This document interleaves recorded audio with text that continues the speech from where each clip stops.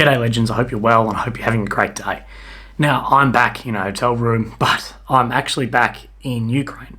I wanted the vlog to follow me as I went, basically from Switzerland through Europe to all the way to Ukraine driving.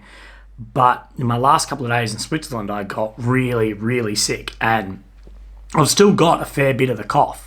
And, like 3 weeks, for like good 2 weeks in the past 3, I've just been absolutely written off. And I basically just got an Airbnb in Poland and just laid low because I got so unwell. But I'm now back in Dnipro in Ukraine, and I'll be setting up a bit of a firm base here to then push the couple of hours out into those frontline towns, those frontline areas, and continue my reporting. And I feel like in the first trip, I did a really good job of just being like honest and true to myself and doing how I wanted to do it.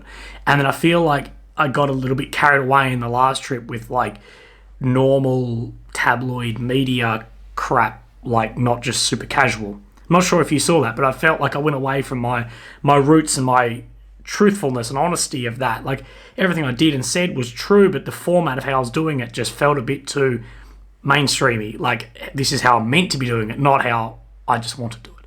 So I think I'll be just reverting back to a bit more casual, a bit more like this, and as we go. So I'll be rolling out by myself, at least in the beginning, and then getting some friends who I know who are media or humanitarians and stuff, and tagging along and going along from there. But the trip through Europe was fantastic. I wish I felt better, but I met some great people, in Austria and the Czech Republic and Poland. I always meet good people everywhere I go, and that's the best part of traveling. I've been to like places which they was like, oh, it's the best in the world. But if you ask me like, what's the best part about France? I say, oh, such and such. The best part about Poland, oh, this. But it's not the Eiffel Tower, and it's not the buildings in Poland or this or that. It's the people. The people make everything, and that's what I want to take this back to. Just complete the way I see things, the way things are presented to me, and the people I meet along the way.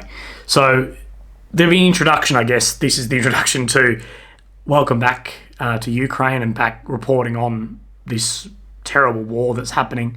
And some opinions and stuff may be different as I'm a lot more educated. I've been educating myself a lot more on the situation and the history and everything. And the situation is definitely changing. And my ability to report here may change as well. We will see. But again, I really appreciate you guys supporting me with everything. I'm not sure if you saw, but there's now a merch link. I've got some designers on board. I paid some designers to design some stuff and made some merch for me. So that's how I'm going to support some of this trip, but don't feel any pressure to do that. But then there'll be a bit of a vlog of some of the footage I did get coming from Switzerland. So thank you so much. Look after yourselves, and I'll see you soon. I'm so glad I'm back talking to you guys and doing this again because I really do enjoy this. Okay, thank you. Bye-bye.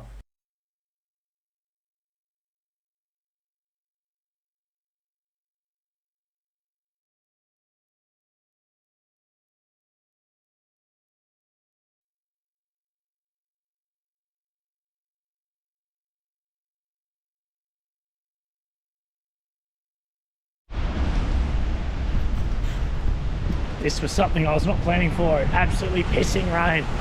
But we've talked about what we're doing. So my mate has to go international, maybe for a week, maybe 2. But we want to find some cars to take to Ukraine to do some humanitarian work. So I'll be in Switzerland, going around looking for vehicles, catching all sorts of public transport to get everywhere. It'll be fun to find some cars to buy for humanitarian charity work for those people that live in areas that has been completely under conflict, completely catastrophic consequences happened, and hopefully improve some lives of some people living in that sort of situations. I'm gonna try and beat this tram. Will end well for me.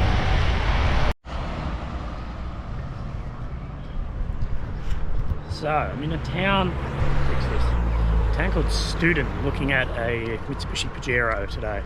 I'm still on the hunt for cars, for the right car, but I have a good feeling. I found 2 last night because there's not like a car sales app like we have in Australia where it's like really good and there's like stuff in a bloody facility. I don't really know how there's not more cars because Zurich is like a proper capital city and there's like no cars for sale anywhere around it.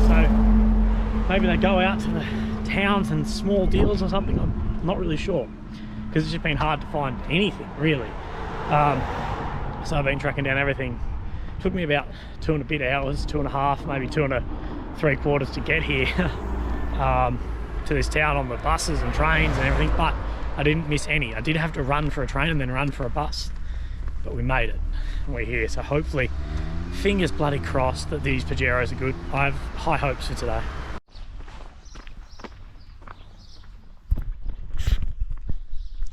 I don't know, it must be here, but it seems like no office or anything. I'm just walking through like chain link fence.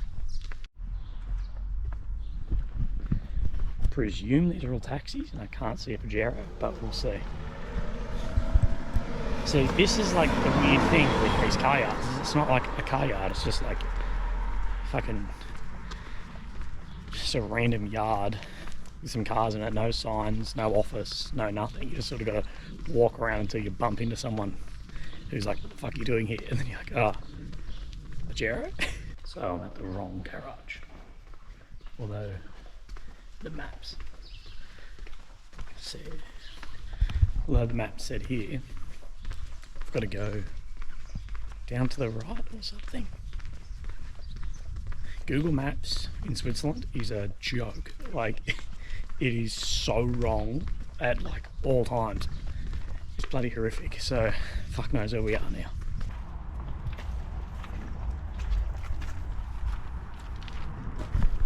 Right, so this is the Pajero.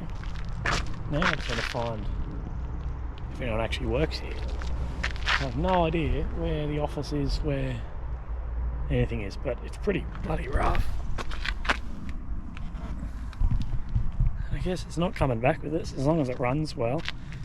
The problem is roughness like that can get like attention of police who are driving to bloody Ukraine. I don't want to get stopped in Italy or France or something. Okay, let's try and find someone. So I'm pretty sure they're on lunch because I texted them and they called me and they're like, well, we'll come at 1, like in half an hour. I'm really bloody hungry. I haven't had any food or like a coffee today, so I'm starving. So I might try and find something, but it may stuff up my next train. We'll see, because I've got a train 2.5 hours here and then I need to catch another one 2 hours and 50 minutes in another direction to look at another Pajero. But that's part of the game. And then I'm meeting up with a mate actually, like a social media friend who I've met in person, I guess. He is like a professional videographer, and he hit me up like, hey man, I'm thinking of going to Ukraine, can you give me some tips? And we're emailing back and forth. And he's like, oh bro, it's a small world. I'm a mountain bike photographer mainly, and I've actually met your brother. My brother's big into mountain biking, downhill, whatever, runs a company. And he's like, we actually have met, like your brother and I have met in like Crankworks in Canada. I'm like, oh, fucking wild. So he's here getting some film developed apparently. So then I'll hopefully catch up with himself and chew the breeze a bit. Because like traveling solo is awesome, but it can get like very lonely, because this is why like I always would say, if you're traveling solo, definitely stay in like hostels and stuff where people I really want to meet, and like you're sort of forced to interact, and or go to countries which are typically poorer, tend to be a lot more like open and communal, where countries, and Australia's like this too, like Australia, Switzerland, places like that can be very like, you know, people in their own groups, not very communal, and it can be hard to make and meet friends and whatever. So that's just my like travel tip. So it'd be good to sit down, have a beer with someone and have a yarn, not just looking out for car yards and dodgy car salesmen, which is international. Anyone sells used cars, dodgy.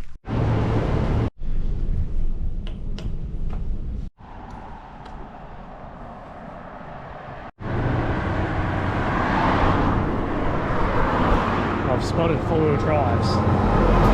So this is the place. I just don't know if they're open. Yeah. No luck after the long ass trip out here. Everything. No one replies to emails here. The car is reserved until the 9th for someone to buy it apparently. So that's a pain in the ass for me, because now the vehicle's not like, I can't actually get it, and we really need 2 of the same. Like I need 2 Pajeros, but I think, like I've commented earlier, there's just like Switzerland is like the most efficient place on earth. Like the trains run super on time, the trains are like super smooth, all this, except like their second car, like a second-hand car, like selling, it just seems to be absolutely just all over the place. So if you're a businessman or woman, there's a massive opportunity for you there. Just like copy the car sales algorithm in Australia or any other country and just implement it here, because it's impossible to get a car. If the car yards don't exist that are listed on maps, they don't reply to emails, or they won't even answer calls. It's like ridiculous. So a bit of a wasted afternoon. This bloke's offered me a lift while I'm buying the car off. Thank you, mate. So this is the first Pajero, the first of the cars. Now, this car's actually in like limp mode. There's a problem with the diesel particulate filter, which I know everyone in the world with a diesel's had a problem with before. So it won't go above like 2,000 RPM, so I'm sort of nursing it home. But I'm also driving on the opposite side of the road to normal, like in Australia. So I've been up on some curbs and doing all sorts. And I don't really know what the speed limits are here. And there are some very narrow little like cobblestoney streets here. To be driving on the opposite side to normal, and a manual where the stick is on the other side. But I'll get used to it, I'm sure. Like I've driven in Europe a bit, and you get used to it after like the first half an hour, but for the first half hour I'm like, oh my god, it's so embarrassing, everyone must think I'm an idiot. But I'm from Adelaide, and Adelaide has the worst drives in the world, which is not a fact you can argue. So maybe that can just be my excuse. So I got 55 minutes or something till home. It's about an hour and a bit, and then I've got to get on a train and then head another almost 3 hours to pick up another car and then drive that one back. But that one doesn't have any of the issues that this one has. This drive has been the worst. I can't go above like 40 up hills, and let's just say there's a lot of hills in fucking Switzerland, and there's trucks just riding my ass, because of course I'm in the slow lane, which is like the truck lane, going 40 in a 100 zone, and I've just been trucks riding my ass. They're just like on the horn past me. Holy shit. I'm going, like, the direction is like I'm going to a Mitsubishi dealer, so if only they knew that I am going to get my car fixed, but it's just not working. This has been the worst drive. Oh my god. Like, look at people just zipping past, and I can't get above 1500 RPM. It's like 80 max downhill, but then like 40 max in like second or third gear uphill, and everything's super hilly. God damn. And I'm on the wrong side. Everything's going wrong. Everything. But it's dropped in the Mitsubishi dealer, which is just around the corner. Apparently this is a bus stop. You need to catch a bus, 3 trains and another bus to get to the next car and then drive that home. But I don't think that has any power issues, so it's just going to be running around some train stations and bus stops. The biggest thing is trying to find the bus stop from the train station if you've only got like a quick connection. That's the worst bit about it. Otherwise it's pretty easy. So do that. But guess how much this would cost to go about 80 kilometers away? Is 77 francs, which is like $110 by public transport. It's just insane. Thank you very much. Look after yourself. Yes. Stay safe. I'll see you soon. Cheers again. See you, and really have a good luck. Oh, we will. We will. Thank you, brother. See ya. But second Pajero. This one has proper power. Thank God. I did pull out of like the car yard onto the wrong side of the street, and I was like, oh my god, fuck, I'm not in Australia anymore, I need to drive the other side. But thankfully this one has power. 2.5 hour drive home. Not even sure where we're going to park it yet, because everywhere is paid parking here, and I hate paying for parking.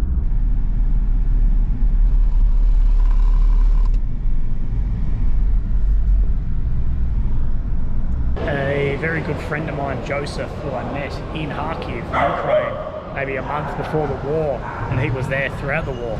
He's flying in from Britain to actually help me move these vehicles across from Switzerland, Poland, and potentially then into Ukraine. We haven't talked that far along, but I haven't seen him since the war, so that'd be awesome. Although we can't figure out where each other is, because anyone who's ever flown to Zurich, the terminal's fine, but it's so difficult to find your way out of the stupid like bus stop thing. Just one of those Swissisms that everyone talks about. I'm blaming you for this. I was here. Mate, you could literally make like a movie about this. I know, it's ridiculous. That's why I'm filming it, is because this is going to be like the most random fucking journey ever. Nothing's planned and the cars are shit.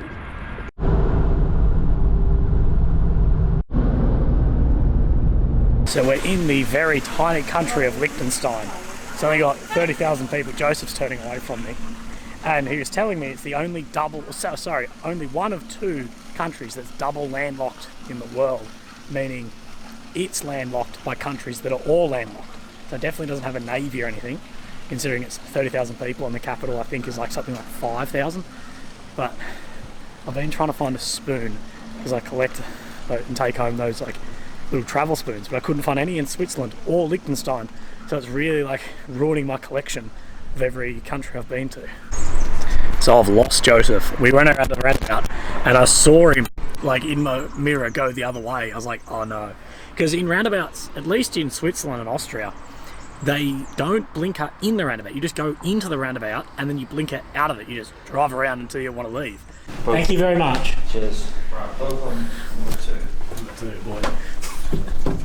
Fucking shit. Wait, I mean... Oh, we broken the fucking lift. Oh my god, I thought we'd fucking broken. She'd already yelled at us enough.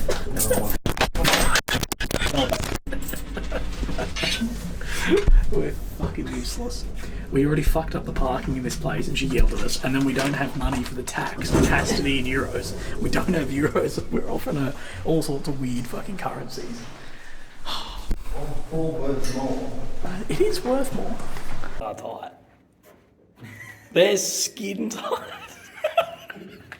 So we've either put on weight or they've shrunk in the wash. Nah, they've shrunk in the wash, mate. You could not have possibly put on weight. Because we can't find a pub. But there's strip clubs everywhere. There's like 1 million strip clubs, but no pubs. And the strip clubs are all closed, so you can't even get a drink there. There's nothing open. Sunday night. It's a city of 300,000 people. There's nothing open. All he wants a couple of beers. It's only 9 o'clock. Sky Pub. Isn't that this street? It's there. It's fucking empty. So Sky Pub with the mountain biker on it. Was open on Google, but is not. Leaving the Czech Republic, a city called Ostrava, somewhere I thought I'd probably never end up, and I probably might never end up back. But it is a really lovely city. We had a couple of drinks with some lovely people last night. We were trying to find like somewhere to have a beer, and I just asked like these two girls like randomly, like, "Hey, excuse me, do you know anywhere?" And they're like, "Yeah, come with us. Like, we'll show you somewhere." And we ended up becoming like all friends and stuff. So that was awesome. I'm getting a bit of a cold, so that sucks. But another 4-hour drive today, and then I'll be in Warsaw, ready to get stuck in. Welcome to Poland. As soon as we cross the border, hissing rain. But I love Poland, and I'm very glad to be back here. I don't know why, but I feel like homely. I feel like really comfortable in Poland. Maybe it's just because I spent like a fair bit of time here, but I just feel like a bit of breath of fresh air, like I'm home. It's not very foreign to me.